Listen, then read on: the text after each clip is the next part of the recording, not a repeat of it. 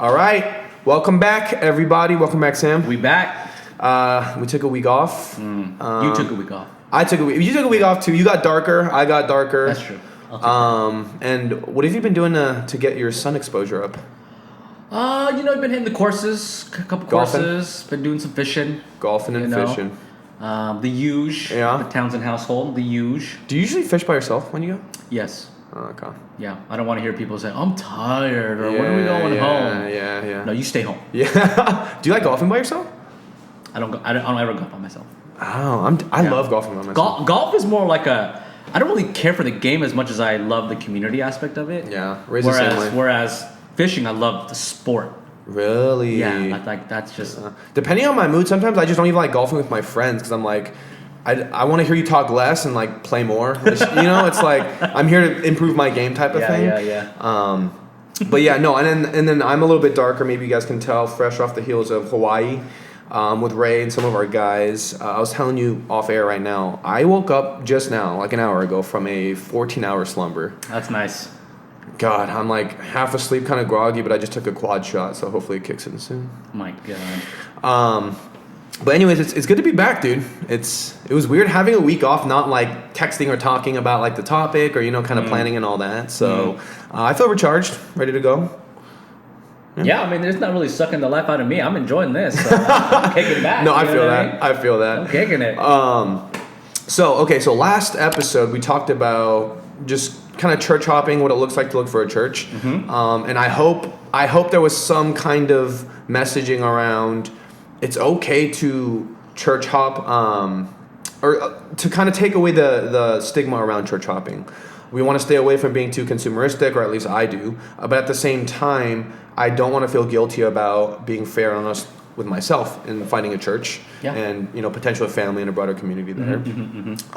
And so that being said, I think this part 2, it would be interesting just for me to kind of chat about building out maybe like a framework or just how I envision myself going about finding a church. Because like, again, it's going to happen. There's no way that I'm just going to be able to continue to just, suck down YouTube sermons and go about it that way. Or maybe I will, I don't know. But I think I need to be clean and honest with myself about like, these are the things I want to ask myself as I go and try out churches that will be fair to the process, to myself, and to that community as well. Sure. All right. Let's adventure. Okay. So, and I don't know what this is going to look like again because COVID, right? Like, I don't know, are most churches going to lean towards a digital side? Are they going to kind of wean themselves off of like physical community stuff? I don't know. Right. Churches are changing right now. It's right, yeah, which is kind of exciting, right? They've never been in this position where they had to innovate and pivot like this, which is cool. But so, all right, as I thought about this, I think about selecting major things in your life in a very similar way. So whether that be a spouse, whether that be your career or your employer, and church, I feel like I see some similarities, and I think some common principles are going to apply. Sure. Right. So first things first. There needs to be an initial attraction somewhere, right? Whether it's your significant other, your employer, or whatever. Like something has to draw you to them, right? And so. But that's glib, but don't deny yourself that because something should be different and kind of attract you. But for me, I think the first like real foundational thing that I would want to know is what's their leader like? What is the CEO like? What's the pastor like? What is this person like? And that matters to me because just now, I don't want to... I want to spend most of my time under following a leader that I look up to and can really honor, admire. On a personal level, not just at a distance because they hold some role. Yeah. Same goes for a CEO. Like I want to like, what is this person actually about behind the scenes? Right. Who are they? What are they like as humans? Right. Sure. On top of business leaders. Sure. And so, I remember actually the last church I went to, there was like this. There's like this process to like welcome in new people where you sit down, ask questions, and I could feel them getting taken aback because I had some like pretty like specific questions about like how does decision making happen at this church? Like, we have a board of directors. How do the board of directors get this? Like, how do they get elected? What do they get to say versus you? And it was just I realized then, or it was reinforced, like asking those type of questions is not, I guess, not common. Would you say? Yeah, I don't think most people like ask those questions. Yeah, and I think. having a leader that's comfortable fielding those questions and has nothing to hide. Like, I literally have nothing to hide. I have no insecurity, so I'm giving these answers. It is what it is. Here you go. Yeah. So I think that's number one for me is the leader. Who's at the helm? Who am I willing to follow and go to war with? And that's not on some like arrogant prove yourself to me bullshit.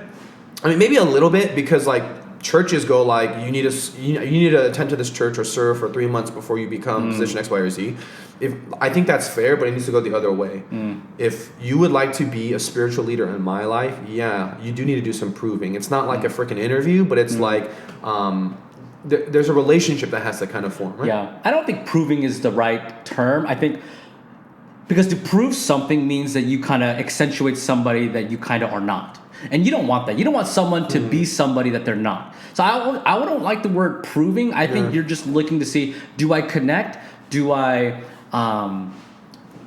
this person genuine and authentic to who they are that allows me to say, you are somebody that I see Christ in and someone that I'm willing to submit and follow. Does that make sense? Yeah. So it's not so much a proving aspect of it, because I think that has a lot of negative connotations of maybe wearing masks, because you're not trying to follow a salesperson. That's true. You know what I mean? Okay, I'm with that, because even for me to say, for me to make a decision point of saying, okay, you've proved yourself, there is some level of judgment on my position, and who am I to judge? So Right. I get that. Yeah. I don't know though if I will ever, because my internal spidey senses reacted when you said the word submit. I know they did.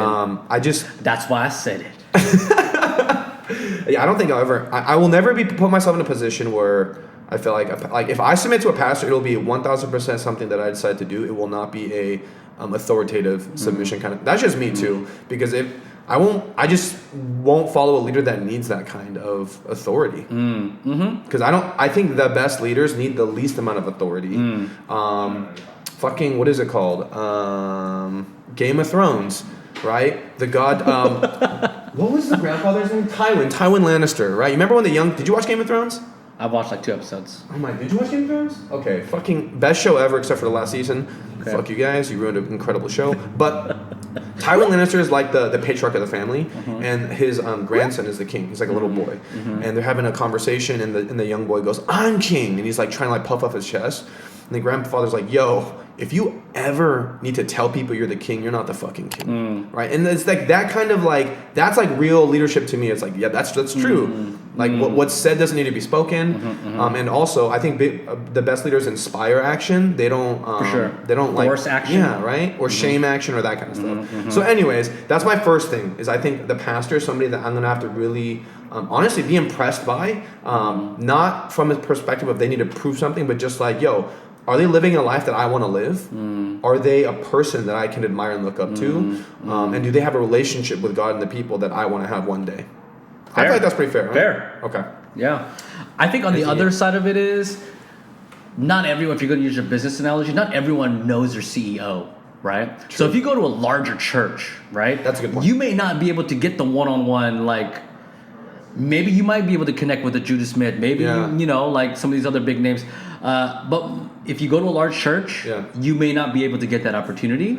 And so you may have to look at the culture or other leaders that may have worked directly under that pastor and kind of say, okay, are these people that I could vibe with connected? Do I see Christ in that? Do I see the mission of God in that? And how do you feel? How do you feel about that? Or do you not at all? Like, it is what it is. That comes with scale. Well, I mean, large churches are large for a reason. Yeah. You know what I mean? They're a well-oiled machine in so many ways, but they also have this. Either they have a gifted communicator, an unbelievable production team, or an immaculate leadership team. And so I like to say, some people go to large churches just to kind of escape because they've been through certain stuff, so they go to large churches just to kind of go in and out. Or to get to hide amongst the masses. Yeah, and then some people go to because they really genuinely connect with the sermon, the Sunday service, but also they're connected with the community. So I'm like, okay, fair. And so I just want to be able to give that disclaimer out there that I think for you, it's an important value for you to connect with the leader.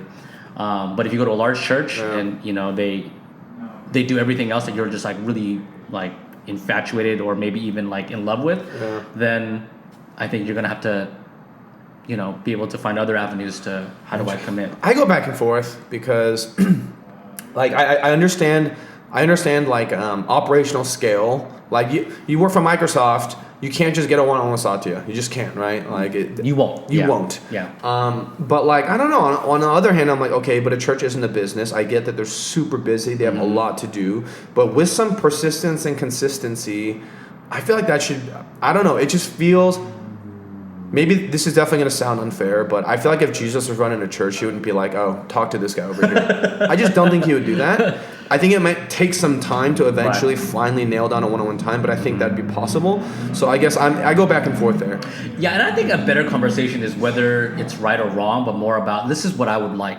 So maybe you want a smaller church where you could really connect with the pastor one-on-one. I like that. Does that make sense? Yes, that makes sense. So we don't have to say, look, the mega church is wrong or blah, blah, blah. Right. I mean, I have my own opinions about the larger church, but I think for you, it's like, I want to be able to connect with the brother that's preaching. Yeah. Damn. All right, Sam. Maybe right. I didn't even realize it, but I think you just helped me clarify criteria. Maybe I do need a smaller church because I do want personal connection with my pastor. Yeah. I recently joined a startup because I do want more personal connections with everybody and have more influence and impact and all that kind of stuff. There you go. All right, damn. All right, we got one in the books, guys. For me, sounds like I need a medium, an SMB church, a small to medium sized church.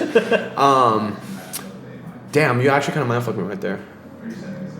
Okay, I like that. Okay, so leadership is one for me. Yeah. And leadership doesn't stop with the CEO or pastor. It's also the folks directly underneath them, right? Because they are an extension of the leader. Change starts inside out, top down. Yeah. So that definitely will play a factor for me.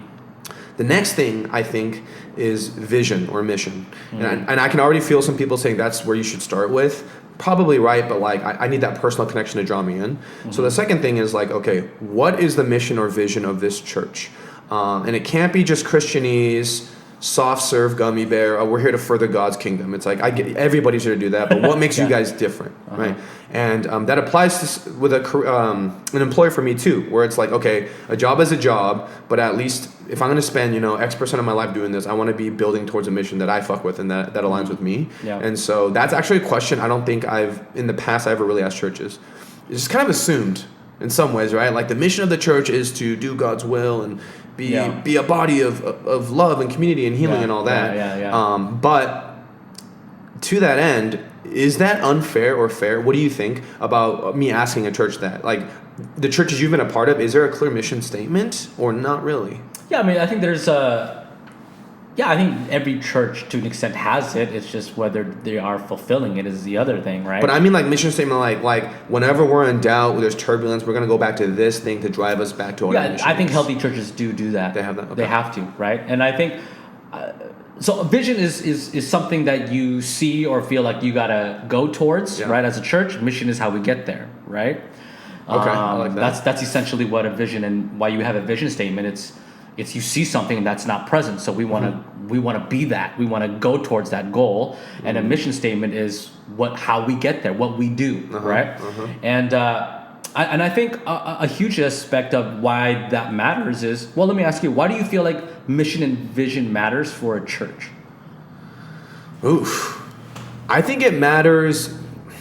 Anytime you have a body of people. Like I don't think it's specific to a church. It's just kind of like starting with the question why. Like why are we doing this? Right. The Simon Sinek question. Yeah. Right. And it's like I need to resonate with that why, because there is going to come a time of turbulence where I just want to walk away, when there's going to be suffering and pain, and that's what's going to keep me there and keep me going.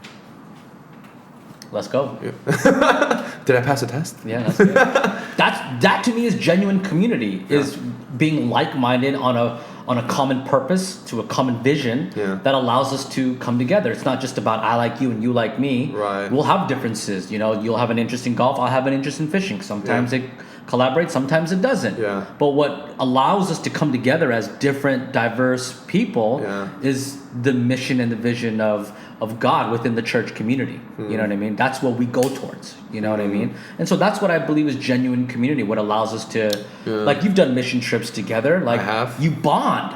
Yeah. Right? You bond because you're doing similar work. Yeah. Right? Same goal. Right. Well, and it's like There is something special that happens on mission trips because that's when you walk it like you talk it. You are physically going somewhere to fulfill a mission, whether it be to serve or whatever. Facts, and so true. something happens when you follow through on things you tell yourself and other people. True. But I mean, going back to the mission statement vision thing, I don't know. Choi, not to put you on the spot, I know you're behind the camera.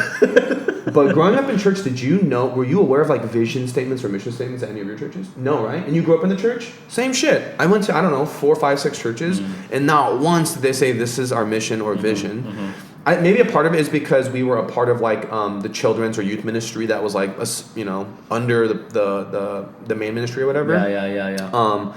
But I think that's also something that I didn't realize bothered me, especially when I got older in college and after, is I felt like, much like in other areas in life, I was just going through the motions. Yeah. I was just going there on Sundays, going there on Fridays. Right. And it didn't make sense why. So then I started to feel aimless, and then I started to feel bitter, but then I would feel guilty and ashamed of like questioning this community that I'm a part of. Right. And then comes the drama, the internal bullshit that always happens at any church, and I'm just like, damn, this can't be it. Like, there's got to be something bigger than all of us that we're working towards. Right. So I guess if anything, I am edifying like myself and saying, yo, you're justified in wanting to feel you need a why at a church. You need a vision and a mission that's clear. Yeah. And that aligns with, it resonates with you. Yeah, and that's an area where I've definitely grown in my own leadership. Yeah. Of understanding the beauty and the purpose of having a vision and mission statement. It's not the all in all why the church exists, but it gives a sense of direction. Because I think without that, you'll hit like petty drama at church. You'll have, people will leave because, well, we've gotten to, you didn't invite me to your wedding or something like that. Right. We get very petty. You know what I mean? And we get very hurt. And instead of having a common vision, before the Lord, it's more about relationships that turn south, and you're just like F it all, and it gets really dramatic and And not to say that those relationships don't matter. I just think sometimes there's an overemphasis, and we lose sight of why we're there in the first place. Yeah, and I think having a clear vision mission statement actually serves both parties, because if you have a clear identity in that as a church. If someone leaves, it's not so personal. It's, because people are in different seasons of life. That's a great way to put it. Maybe at one point, I'm really focused on, evangelism, right? And so a church's mission might be that. And during my 20s to 30s, that's all I want to do. But then once I get to the 30s and 40s, I want to focus on a different area. Yeah. It's not so much I am rejecting you. It's personal church. It's like, hey, I'm in a different season. I have a different priority and mission. This all feeds underneath the broader mission that is God, right? So it's like, I think that makes sense. I think that could be a fun way to look at it for sure. Yeah. Instead of committing your life to a place, right? I think it's journeying through becoming a people group. Yeah. Because another way to put it is, if a church or a community is demanding a lot, which, let's be honest, it is not demanding, but maybe the expectation is you're there every Sunday, at least. Over time, they want you to serve, which makes sense. You don't want to just be a consumer. You want to contribute. If you're spending a lot of time, energy, and resources in anything, I hope you guys can answer why you're there and what you're doing. Right? Like, I hope. Nice. If not, then I don't know. I think it's definitely worth exploring there. Nice. Oh, okay. I can feel the espresso shot kicking in now. My palms are getting sweaty, and I'm like ready for this. But actually, that's a perfect halftime point, I think. So we're gonna go to the after church special. We'll see you guys there.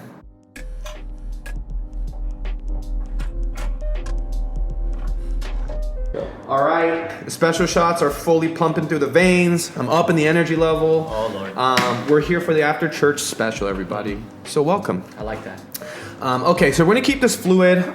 Loosely, we're going to tell some stories. We want to debunk some things all of us might have grown up or heard growing up.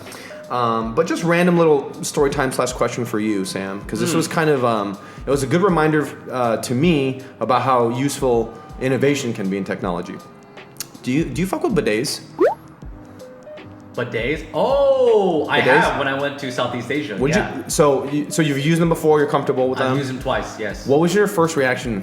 I said, ooh. But you were hesitant about it, right? I didn't know what it was. I just felt air and water in my booty hole. Wait, you just hit a button and not knowing what would happen? It came on automatically. I didn't even know what. Oh, you didn't have to activate it? I don't know. That sounds like I don't know if I hit something or not, but I just felt air and water on my booty hole. I didn't know what to do. That sounds like a potential lawsuit or some shit. You know? I don't know. Anyway, so I mentioned I went to Hawaii with some of the boys, and at the hotel we were staying at, they had bidets, and like half the group had used them before, half of them hadn't. Oh yeah. And so obviously the half that didn't were super apprehensive, like, dude, no homo, that's weird, man. I don't want something on my butt. Yeah. I get it. The concept, if you write it on paper, it's kind of weird. Sure. And the first time, just like most first times, it's fucking weird. Mm-hmm. But after that, it's kind of hard to go back, right?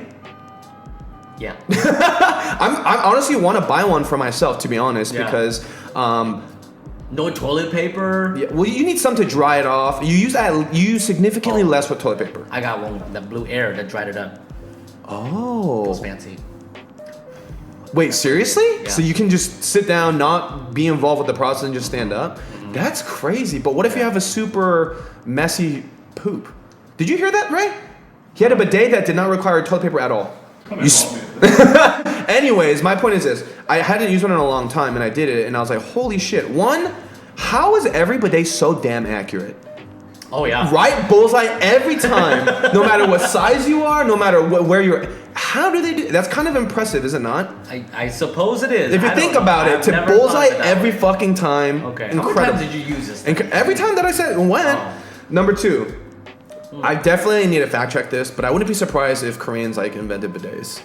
That's where I first tried it, was in Korea. So I've heard it's very popular. Yeah. It's at least popular in it. I know a lot of Koreans that have. And I'm willing to bet Samsung and LG make some fucking high-end bidets. Probably, right? Doubt it, you know, hot air coming at you. But it's so funny because I remember one of my coworkers, we were talking about bidets randomly, and he was saying, dude, he's pro bidets, and he was like, if you were to get shit on by a bird, right, on your head or your hand, would you just grab a paper towel and wipe it? No, that's gross as hell. You would need water or something to like get it actually clean. Okay. And after that, I was like, damn, I need to be using a bidet every time or else it doesn't kind of make sense, right? Okay. So anyways, point is, it was there. I was surprised. I was delighted. And now I think I need to get one for myself. Cause they're not cheap though. Are they not? You can't get the cheapo. That's true. You know what I mean? Like That's then true. you might get some errors, but you want to get if you're gonna get it, you gotta get the one it. with the fucking blow dryer in is probably gonna be right on the line of like more than what I want to pay, but it's also like one of those like it's an investment kind of thing. Yeah. Because you definitely save money on toilet paper from it. I use like half as much toilet paper. So whoever invented the bidet, thank you. You mean a lot. Yes. But next topic. So I just had to share that because I took a crap when I got home yesterday, and I was I was waiting for it to happen. I was like, oh shit, I don't have a bidet here. But okay, cheers to that. Fair enough. I want to actually flip it, and I want to ask you a question or a topic, something I've heard my whole Christian life, and I want you to just give me your thoughts on it. Right? Debunk it. Maybe there's some truth in it. I don't know. I remember both directly and indirectly being told a couple things over and over to the point where it got embossed in my brain. One of them was like money's evil. It's bad to want to be wealthy. But the other one was you can't have a successful marriage without Christ. And that's the one I want to talk about because that literally it affected how I looked at relationships, and it made me doubt and judge every relationship that wasn't Christian based. Sure. And to be frank, the older I got, I started to question it a lot more because I would meet parents of friends or just meet elderly people in whatever setting we've been married for 50 years, they couldn't look any happier, and they're not Christian. Just that topic of you can't have a successful marriage without it being Christ-centered. What are your thoughts on that? Because I'm calling bullshit. What do you think though? Yeah, I think we tried to maybe overly pitch something that's maybe contradictory to what we see in the world. Like, I have really close friends that have parents that are still married. My parents grew up in the church. They're divorced. Right. I have great people who love Jesus, who have grown up in the church, but just have very quote unquote unhealthy marriages. Where on the other side, we've seen culturally, having great marriages where they're passionate and living, they're married. You know what I mean? I don't think being Christian and married equals to it being successful. Yeah. You know what I mean? I think you don't become, even if you're single, you don't become Christian to be successful. Right. You know? So why do we expect that out of marriage, you know? Right. I think when you're Christian and married, there's different levels of how you love, how you forgive, how you live purposefully and intently. Yeah. I just think the way of life is different. Yeah. And that's the whole point. It's just we understand the concept of love that is different from people who are not Christian. Right. Does that make sense? It does. And so it's not as inward focused. It's outwardly outwardly focused, and so that's why I think it's different, right? Yeah. And so I don't. People will argue like, yeah, I mean, divorce rate is higher with people who don't know Jesus and da da da da. But I'm like, man, but there's still divorce rates with those who are Christians. So Right. I mean, that's a pretty much invalid kind of statistic, Well, and I mean, I'm a numbers guy, so I value statistics, but that's hard. Like within the people that were or were not divorced, they're not all the same, right? Like, right? Like there's different gradients of like how nasty was a divorce, how happy or unhappy are people that stay together. Okay, so let me ask you point blank, because I'm hearing you saying like, okay, it's not so black and white like that. I think it's more of like they're different, maybe in like composition, priority, or framework, if you will. But to the statement of relationships or marriages that are not Christ-centered will not work. Do you agree with that or disagree with that? If you don't have Christ, the marriage will not work. Yeah, if the marriage is not Christ-centered, it will not work out.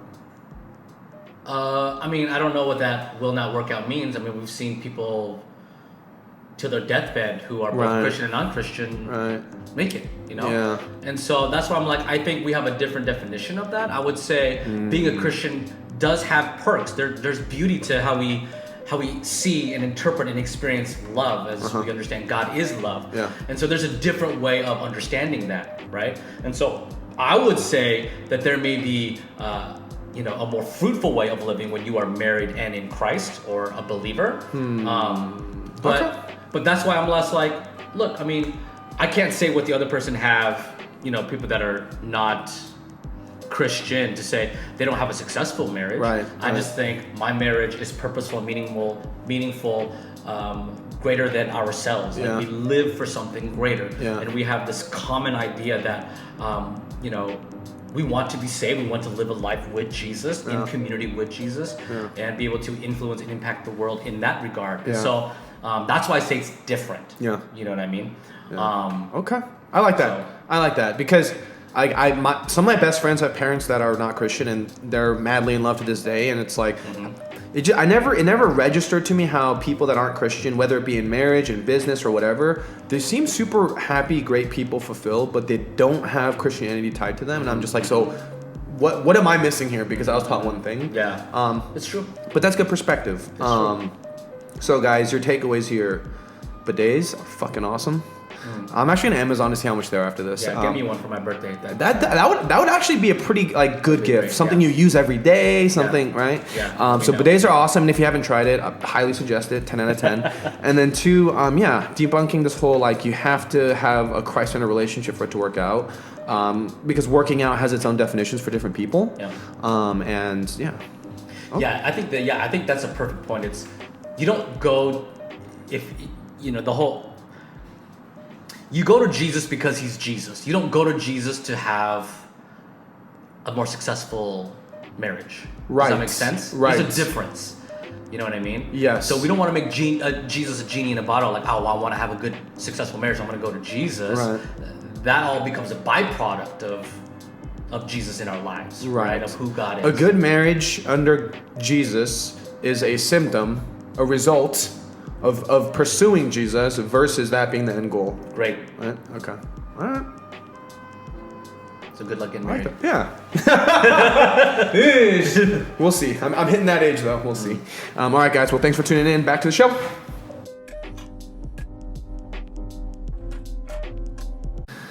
All right. So back from the after church special here, we talked about at least my framework I want to build out as I go and find a church.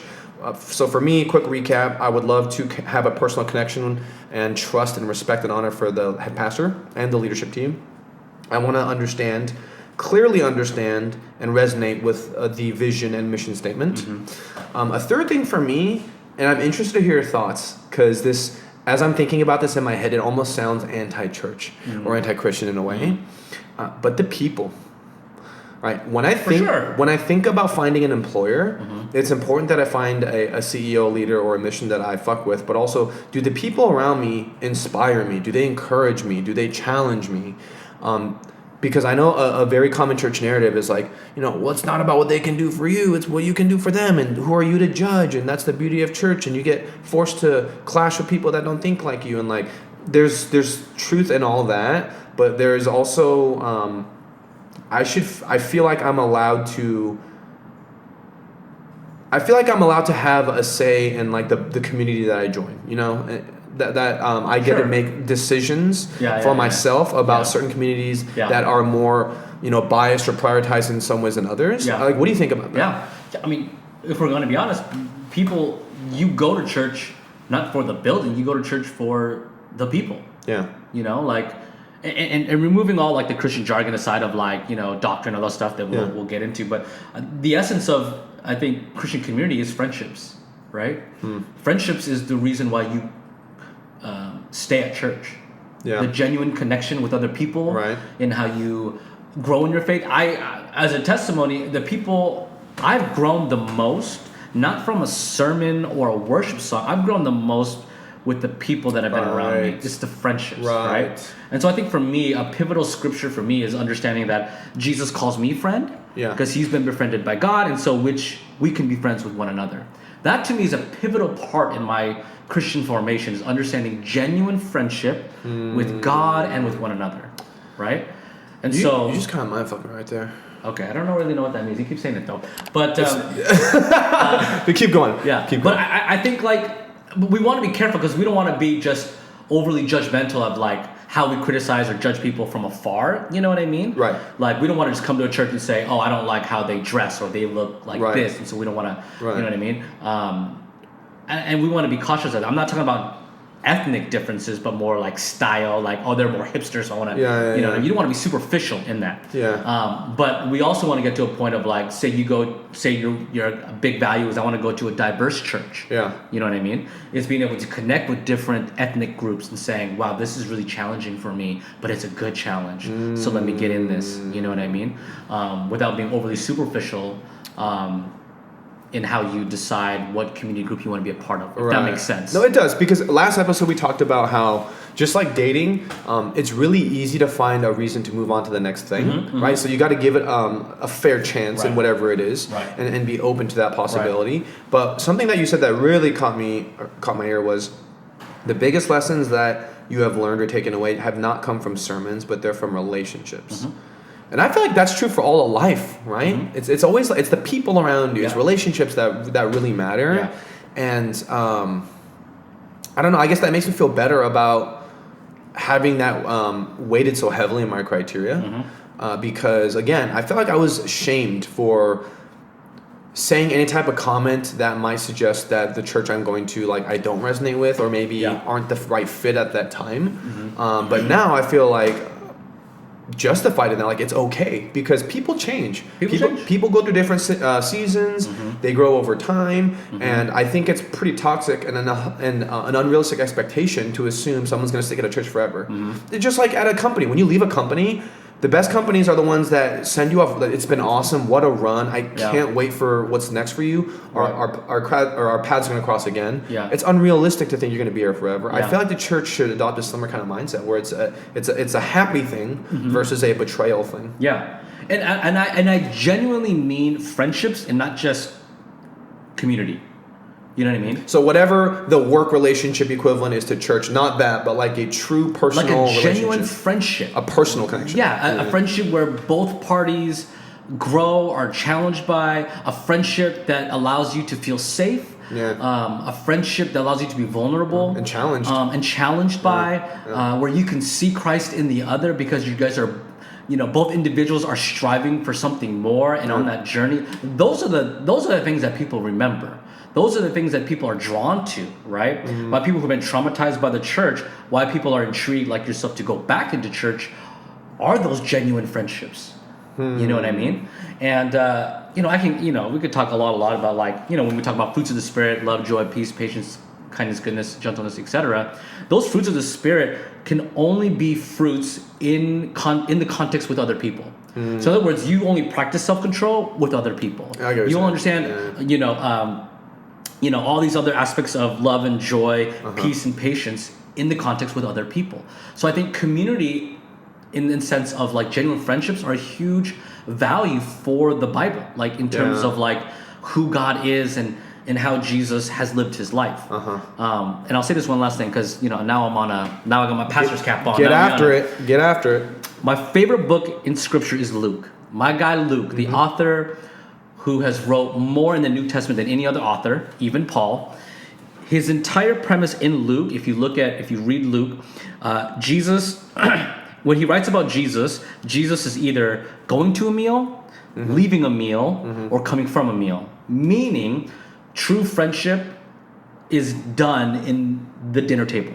Think about who you eat with. Breaking bread. Think about who you kick it with, who you eat with, right? Those are typically the people that you do life with. Yeah. You know what I mean? There's a beauty in how we do communion together, how we eat together, fellowship together. I like that. And I think that's what, when Luke talks about and how he describes Jesus, is an essential part of our discipleship. It's genuine friendship with other people who are, following this Jesus. And so that's what I would love to see.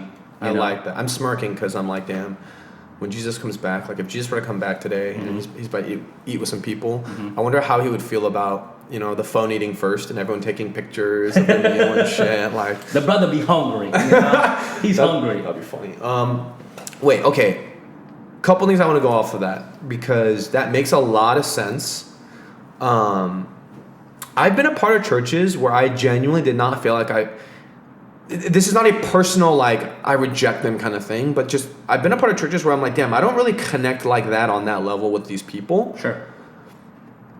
And I'm saying this because I think it's everything's a two-way road. I think part of it was like, okay, well, what about yourself did you need to check or maybe reassess to open up to that kind of thing? But then the other side is like, well, as I get older, and I think this is partially why I need to get back to a church, I'm getting like more senile and secluded, man, where it's like, I'm down to meet new people, but I'm not that down to open up my true circle. It's kind of like I found the group that I really love and trust, and these guys, if they slap me on the back of the head, I actually expect it, otherwise I'm gonna be acting a fool. The idea of just ever expanding that group to me doesn't sound that great. What are your thoughts on, am I too senile in that way, or is it kind of like a, because I want to be honest about the relationship thing, like you said. If I join a church community, I want to have true bonds and not just I go to church with them bonds. I think you answered your own question. I think you don't have to have everyone in your inner circle, right? Jesus had his inner circle and then his inner circle, right? But I think when we talk about friendships, it's about, do we exclude people? Do we invite people in? Do people get to know who the real Daniel is? And do you get a chance to know who the other person is, right? When they're down, do you have the mindset and the heart to say, I'm there to pick you up? Right. You know what I mean? Do you celebrate their celebrations? Do you grieve with them when things are heavy for them? That's the whole point of friendship. It's not like kicking buddies all the time, right? But it's hard to get there, right? Because it's like, if one of my inner circles hurting or whatever, like I'm there no matter what. If it's someone that I semi kind of know, I'm like, like it's... That's the culture that I believe that I would want to be a part of. If I go to a 100-person church, I want to know at the end of the day whether the guy's sitting in the front or in the back, that if I'm down, if I'm struggling, that they're all going to ride with me. That to me is friendship. You know what I'm saying? And that to you is ideal church. That is ideal. That is why I would preach friendship. What does it mean to be in Christ, to be in friendship with one another? To me is a huge value. Right? I'm actually now coming to my head of all the churches I went to and how many of them I'm actually still friends with. I mean, I'm happy to share it's not 0, but it's also not like 50. So it's like, I don't know, maybe it was me that blocked myself. I need to get out of my own way from creating some of those new relationships. But I do think, to play devil's advocate, the other half was me not being very honest with myself about maybe not resonating with certain communities and moving on to another one. But that's interesting. It's a hard concept. It's a hard reality for people. Yeah, because that's very real. It is real. Yeah, if you've been jaded by people, it's going to be tough to say, I want to open myself to people again. But I think the whole beauty of the gospel is the gospel the gospel in its sense both creates a family and strengthens a family. So that's what we call God Father, right? There's a lot of family lingo in the Bible, and so the idea of being family together is tough. It's not always easy, which is why we need Jesus to help us understand love, hope, forgiveness, right? Dealing with our stuff and how do we, better serve the other, outdoing one another in honor, et cetera, et cetera. But that's why I think that's what we fight for, is genuine friendships, right? That's what the book of Acts is so pivotal. Yeah. You know what I mean? Because I want to be genuinely connected with other people, not just some sugar-coated, let's just be golf buddies and not get to the core of who you are stuff. Just surface level stuff. Right?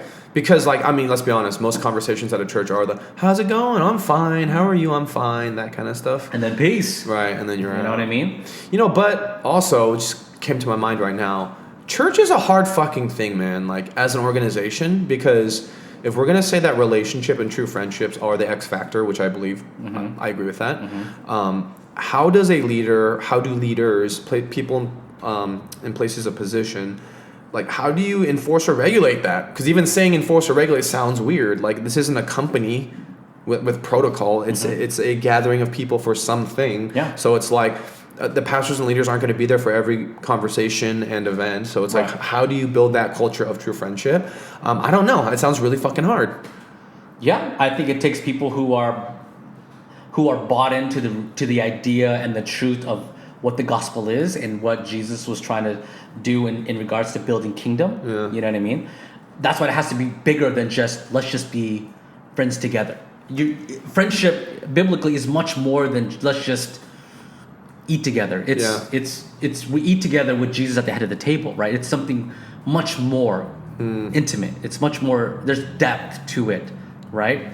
Yeah. That's why we talk about obedience and surrender. It's we have to understand these things and so that we don't allow our emotions, our hurt dictate who we become friends with or not. Right. Obedience and surrender to God. You're saying. Right. So that's why I'm we don't pick and choose who's at the dinner table. Right? Yeah. So you can say, look, this guy looks cool, so I want to be friends with him, or this guy's got a particular swag, or this person's an athlete, So we pick and choose who we want to be friends with, but the whole idea of inclusiveness that the Bible talks about over and over and over again is all are welcome to the dinner table, right? Yeah. That all offer something, all are a precious gift. Yeah. So I want to kick it with anyone and everyone, right? I feel like that's the target that no one has quite hit, or maybe it has been hit, I'm not aware of it, but all are welcome, come as you are, right? That concept to me was very foreign until pretty recently, which is even within my friends, especially within the context of church, it's as I get older, I feel like the relationships where it's less about what I ought to do, what I should be, this pedestal or this picture of what I ought to strive to be, less of that, more of be who you are and operate from there, right? It's that to me, I've never gone to church where I live by that second principle idea, where it was just, Daniel, stop trying to be a better Christian. Stop trying to be more honorable, more obedient, more whatever. How about you just be first? Just be, and from that being, then start to explore with God, with your community and whatever. But it was always this the exact same thing as when you're going to school or growing up in an Asian American family. There's this blueprint of how you ought to look and behave and all these things. I've just never experienced church without that. And so, again, both ways. Part of it was me taking ownership and accountability of how I went about it. Yeah. The other half was, what was I instilled with growing up, right? Yeah. And so I am curious where I'm definitely going to be a lot more guarded the next church I visit. Sure. But at the same time, I like to think that I'll be a little bit more genuine with myself about how I'm experiencing things. Yeah. But yeah, I don't know if you guys can relate out there as well, but I just hear a lot from my friends that no longer go to church that used to I never felt like I could be myself. I never felt like I could be completely who I was. I had to play an act. And I think that's kind of shitty. Yeah. So, and I don't have the answer though, right? I don't know how to it's not a one size fits all kind of thing. Yeah. It's true. It's true. And that's why I think culture matters within the community. Yeah. Because if you were going to, if pastors and leaders are going to share the ethic of just be yourself, one, it's terrifying. Two, not everyone is going to accept and like you. Facts. You know what I mean? Facts. And so I think you can have that ethic, come as you are, but also know that we are a community living for something bigger. right? I think that purpose, that drive is what connects us together and say, okay, we're all on a journey together. Okay. Whether you feel like you're way back there, distant, to you feel like you're on holy fire, regardless, we're all on a journey that allows us to connect on a deeper level. Yeah. You know what I mean? And I think that needs to be the emphasis of, we're all learning to know who this God is, to be transformed, to be more than what we ever thought, and then to inspire and encourage and be impactful in our communities, right? And so that's the journey, that's the hope, right? I like that. And so that to me is salvation. That to me is salvation, living with Christ, living with God, right? And then being sanctified to allowing God to be present in the world, Yeah. And I guess that's theological terms to some degree, but yeah, I was like, wait, I was following most of that though. But okay, so are there any you would add there? Because we said pastor, purpose, people. Yeah, I would add doctrine. Doctrine. Yeah. What does that mean in layman's terms? Doctrine is basically the core belief of the church, the core belief of that denomination. Maybe different churches believe in different things, right? For example, some churches have a strong doctrine around women in ministry. Some churches don't. Okay, right? Some churches have a strong doctrine around justice, right? And diversity. Yeah. Other churches don't. Some churches have a strong doctrine around who is saved and who is not. You know what I mean? Right. Meaning,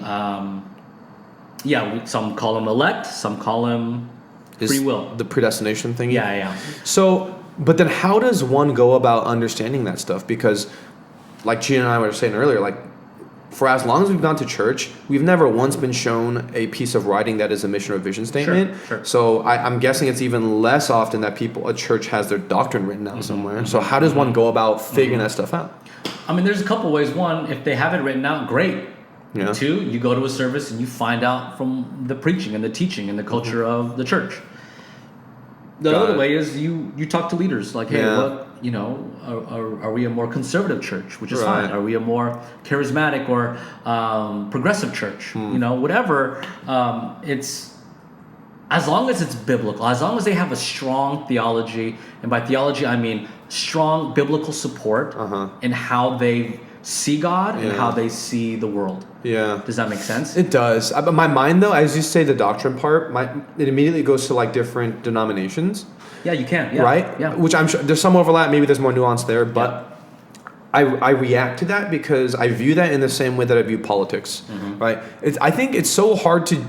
I think it's foolish to label someone as Democratic, Republican, or whatever, and then think you know them, because it's more nuanced than that, right? It's more than that. People are Democratic about certain things. People have a Republican view about certain things, and same as a church, right? It's like, so how, like, I don't know.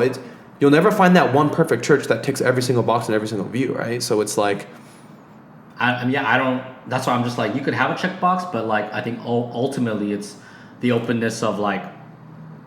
I'll put it this way, okay? I'll rephrase it.